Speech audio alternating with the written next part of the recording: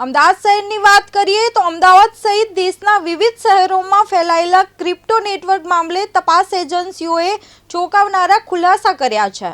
તપાસમાં સામે આવ્યું છે કે આરોપીઓના ક્રિપ્ટો વોલેટ મારફતે આશરે ₹226.54 કરોડના શંકાસ્પદ વ્યવહારો થયા હતા। આ નેટવર્કના તાર ડાર્ક વેબ, ડ્રગ્સ કારોબાર, આતંકી સંગઠન, ફંડિંગ અને આંતરરાષ્ટ્રીય ક્રિમિનલ નેટવર્ક સાથે જોડાયેલા હોવાના આક્ષેપ સામે આવ્યા છે।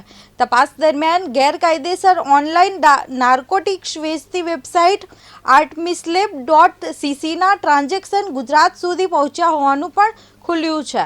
અમદાવાદના મોહસિન સદીક મુલનીના ક્રિપ્ટો વોલેટમાં શંકાસ્પદ ફંડ ટ્રાન્સફરની વિગતો મળતા એજન્સીઓએ વધુ તપાસ લાગી છે।